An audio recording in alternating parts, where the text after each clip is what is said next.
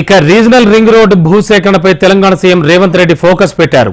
3 నెలల్లో భూసేకరణ పూర్తి చేయాలంటూ పనుల్లో వేగం పెంచాలంటూ సూచించారు. రీజనల్ రింగ్ రోడ్డుకు అడ్డంకులన్నీ అధిగమించిన అవసరమైన చర్యలు చేపట్టేందుకు సిద్ధం కావాలని సూచించారు. పారిశ్రామిక అభివృద్ధిలో భాగంగా రాష్ట్రాన్ని 3 క్లస్టర్లుగా విభజించేందుకు ప్రభుత్వం ప్లాన్ చేస్తోంది.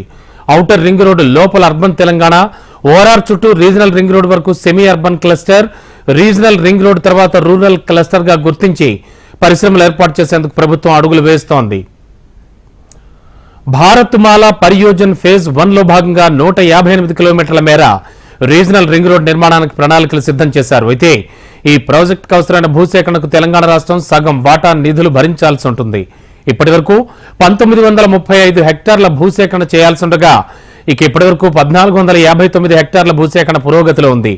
గత ప్రభుత్వ సహాయ నిరాకరణ ధోరణి కారణంగా 9 నెలలుగా ఈ ప్రాజెక్టు భూసేకరణలో ఎటువంటి పురోగతి లేదని, నేషనల్ హైవే అథారిటీస్తో తలెత్తిన చిక్కుముడులను పరిష్కరించే ప్రయత్నం జరగలేదని, దీంతో ఈ project ఆగిపోయిందన్నారు CM Revanth Reddy.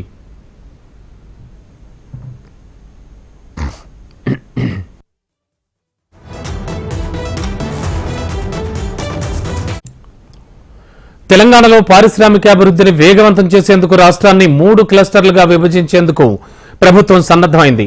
Outer ring road లోపల urban Telangana, outer ring road చుట్టూ రీజనల్ రింగ్ రోడ్ వరకు semi urban cluster, regional ring road తర్వాత ఉన్న ప్రాంతాన్ని రూరల్ క్లస్టర్ గా గుర్తించి పరిశ్రమల స్థాపనకు కొత్త విధానాన్ని రూపొందిస్తోంది. ఇందులో భాగంగా రీజనల్ రింగ్ రోడ్ ప్రాజెక్టు అత్యంత వేగంగా పూర్తి చేయాల్సిన అవశ్యాన్ని సీఎం రేవంత్ అధికారులతో చర్చించారు. ఈ రహదారి పూర్తయితే రవాణా సదుపాయాలతో సెమీ అర్బన్ జోన్ లో కొత్త పరిశ్రమలు రావడంతో పాటు అభివృద్ధిలో కూడా వేగం పుంజుకుంటుందని చెప్పారు ఆయన.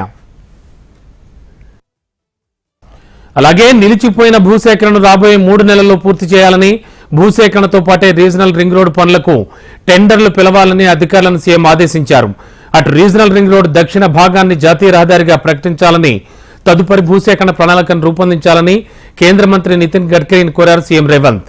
రీజనల్ రింగ్ రోడ్ పూర్తి చేసేందుకు ఆర్థికంగా ఎంత భారమైనా భరించేందుకు ప్రభుత్వం సిద్ధంగా ఉందని అన్నారు. తెలంగాణ రాష్ట్ర అభివృద్ధికి ఉపయోగపడే ఏ పనినైనా నిర్వహించడానికి ప్రభుత్వం కృత నిశ్చయంతో పనిచేస్తోందని ఆయన అన్నారు.